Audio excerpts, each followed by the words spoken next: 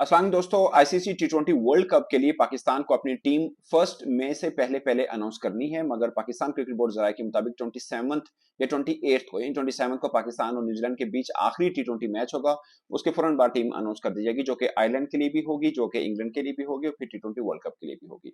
मगर सवाल यह है कि आईसीसी की जानिब से 1 मई की डेडलाइन का मकसद क्या है कि आपको 1 मई तक तमाम टीमें जो वर्ल्ड कप में हिस्सा ले रही है उनको अपना स्क्वाड अनाउंस करना है। तो क्या इसमें चेंज किया जा सकता है? तो 25 मई तक आप चेंज कर सकते हैं।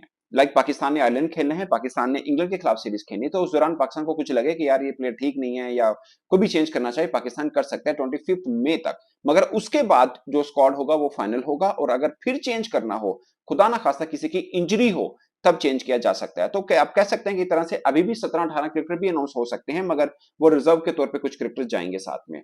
और अगर खुदा ना खास्ता कोई इंजरी हो जाती है तो फिर रिजर्व में से क्रिकेटर उठा के आप मेन टीम में ला सकते हैं। तो ये है, बट डिस्कशन यही होगी कि 15 का स्क्वाड पाकिस्तान का क्या होगा वर्ल्ड कप के लिए। जैसे आपने 2022 में देखा टी20 वर्ल्ड कप में फखर जमान इंजर्ड हुए तो रिजर्व में थे हारिस मोहम्मद हारिस, विकेट कीपर बल्लेबाज, उनको शामिल कर लिया था और उनसे फिर पाकिस्तान गया था। मगर खुदा ना खासा क्योंकि इंजर्ड हो जाता है, उसको रिप्लेस किया जाए तो दोबारा वो फिट भी हो जाए तो आप स्क्वाड के अंदर शामिल नहीं कर सकते, ये रूल है।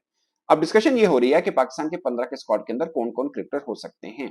तो पाकिस्तान को अनाउंस करना है 27 या 28 को, और शायद इससे पहले हो जाता अगर पहला टी20 मैच हो जाता। बट अब सिलेक्शन कमेटी ये सोच रही है कि क्योंकि 4 मैचेस पड़े हैं और जिन जिन को नई क्रिकेटर्स को शामिल किया, आपको मालूम है कि पहले टी20 मैच में 3 डेब्यूटेंट थे, तो उनको ट्राई आउट करना है। अब पाकिस्तान पहले से 17 क्रिकेटर्स अनाउंस कर चुका है, 15 अनाउंस करने हैं, और बल्कि आप समझ लें कि एक और क्रिकेटर जिसके ऊपर सबसे ज्यादा डिस्कशन हो रही है कि इनको शामिल किया जाए या ना किया जाए। अगरचे वहाब रियाज पहले बता चुके हैं कि उनकी जब इंजरी ठीक हो जाएगी तो हम इनको देखेंगे, कंसिडर करेंगे कि क्या करना है इनका।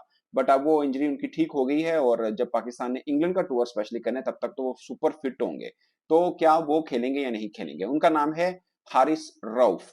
उनके ऊपर सबसे बड़ा है, ऑलरेडी पाकिस्तान के पास 17 स्क्वाड है। मैं 17 स्क्वाड आपको बता देता हूं, उनमें से कौन से नाम ड्रॉप हो सकते हैं वो भी हम डिस्कस कर सकते हैं। मगर सबसे बड़ा सवाल कि हारिस रऊफ किस बॉलर को निकाल के आएंगे, क्योंकि आपके पास बॉलिंग ऑप्शन में शाहीन अफरीदी है, मोहम्मद आमिर है, नसीम शाह है, जमान खान है।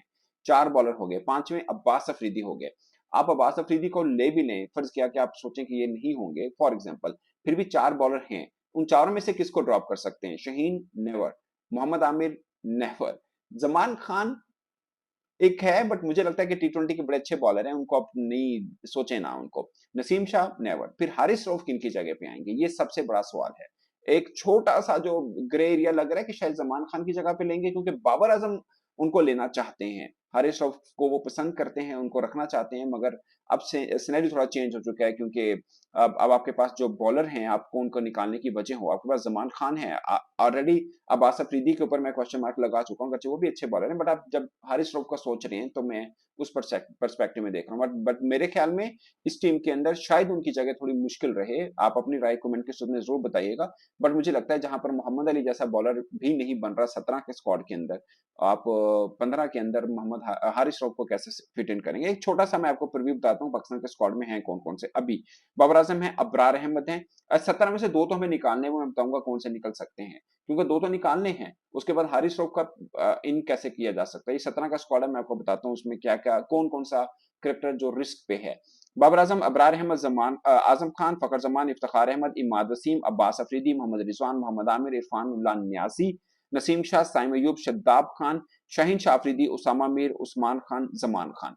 इनमें एक बॉलर एक्स्ट्रा है जो अब अब्बास अफरीदी को फॉर एग्जाम्पल समझ लें कि आप उनको अगर निकालना चाहें। बट कहीं पे क्या आपको 4 फास्ट बॉलर खिलाए जा सकते हैं अगर ऐसी कोई पिच मिलती है? बट 3 तो खिलाएंगे आप।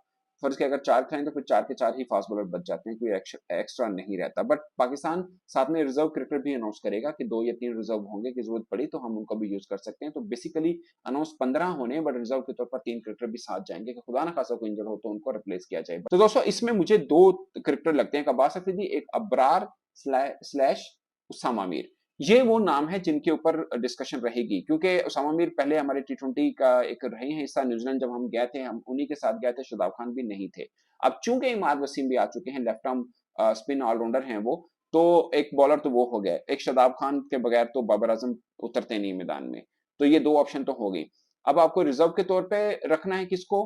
और आपको 15 के स्क्वाड के अंदर किसको रखना है, अबरार वर्सेस उसामा मीर। मुझे लगता है दोनों जा सकते हैं कि एक रिजर्व में हो जाएगा और दूसरा आपके 15 के स्क्वाड के अंदर हो जाएगा, मगर 15 की अनाउंसमेंट अगर हमें देखनी है तो फिर कौन सा होगा ये एक डिस्कशन रहेगा, क्योंकि अबरार को मुझे लगता है कि कम से कम 3 मैचेस तो जरूर खिलाएंगे ताकि देखा जाए कि वो किस कदर वो खेल सकते हैं, क्योंकि अबरार पीएसएल के अंदर भी खेले हैं, उसामा मीर भी पीएसएल के अंदर खेले हैं। उसामा मीर की बॉलिंग अबरार से बेहतर रही है, ऑफकोर्स विकेट्स उनकी ज्यादा थी, बट अब पाकिस्तान टीम सिलेक्शन कमेटी जो है वो ये सोच रही है कि एक रेगुलर स्पिनर भी टीम के साथ होना चाहिए, क्योंकि रेगुलर स्पिनर पाकिस्तान टीम में एक भी नहीं है, और पाकिस्तान अच्छी टीमों में वही टीम होगी जिनके पास रेगुलर स्पिनर नहीं है। तो ये एक पॉइंट ऑफ डिस्कशन है कि क्या किया जाए। तो आज आकर हारिस रऊफ की जगह कैसे बन सकती है, अब्बास अफरीदी का एक छोटा सा रह सकता है कि आप उनको ड्रॉप कर दें फॉर एग्जांपल, और आप हारिस रऊफ को फिर अंदर शामिल करें, बट 15 का स्क्वाड बनाना है। अगर हम अब्बास अफरीदी को भी ड्रॉप कर देते हैं, अगर हम उसामा या अब्रार में से किसी एक को ड्रॉप कर देते हैं, या फिर एक और रहती है कि हमारे पास 3 मिडिल ऑर्डर बल्लेबाज हैं, एक आजम खान है, एक इफ्तिखार अहमद है और एक इरफानुल्लाह नियाजी हैं। इन तीनों में से अगर आप एक ड्रॉप भी कर दें, क्योंकि आपके पास शदाब खान भी खेल रहे हैं, तो आप उनको मिडिल ऑर्डर में भी यूज कर सकते हैं, जो कि बहुत से लोग कह चुके हैं। ऐसे में इफ्तिखार अहमद को तो कोई ड्रॉप नहीं करेगा, आजम खान की इंजरी है, वो दूसरे तीसरे मैच में भी शायद अवेलेबल ना हो, तो उनके पास चांसेस रह जाएंगे सिर्फ 2 मैचेस के। तो आजम खान एक रहता है एरिया कि शायद उनको ड्रॉप किया जा सकता हो, क्योंकि पाकिस्तान के पास ऑलरेडी 2 विकेट कीपर बल्लेबाज भी हैं, जो कि रिजवान है और उस्मान खान है। तो ये दोस्तों थोड़ा सा पॉइंट ऑफ डिस्कशन है जो अभी इन मैचेस के अंदर चलेगा, जिसके ऊपर हतमी फैसला नहीं हुआ। ये मैचेस की परफॉर्मेंस देखने के बाद ही किया जाएगा कि इरफानुल्लाह नियाजी होंगे या आजम खान होंगे, जिनको ड्रॉप किया जा सकता है, क्योंकि मिडिल ऑर्डर में पाकिस्तान के पास 3 बल्लेबाज इस टीम के अंदर हैं, शायद 2 जाएंगे। तीसरी के ऑप्शन हम शदाब खान को यूज कर सकते हैं, जो पाकिस्तान का पॉइंट ऑफ व्यू है कि हम उनको भी यूज कर सकते हैं। तो ये कुछ पॉइंट ऑफ डिस्कशन है जो अभी चल रहे हैं, मैचेस के बाद ही इसके ऊपर हतमी फैसला होगा, मगर ये डिस्कशन है इसलिए मैं चाह रहा था कि आपके साथ भी इसको बताया जाए, और आपके पॉइंट ऑफ व्यू से मिडिल ऑर्डर के 3 बल्लेबाजों में से कौन सा ड्रॉप हो सकता है, और स्पिन जो पाकिस्तान के पास 3 ऑप्शन में से कौन सा ड्रॉप हो सकता है, फास्ट बॉलर में पाकिस्तान के पास 5 ऑप्शन है, इनमें से कौन सा ड्रॉप हो सकता है। अपनी राय कमेंट के सूत्र में जरूर बताइएगा। मेरे तो अब तक के लिए इतना ही, इजाजत दीजिए। अल्लाह हाफिज।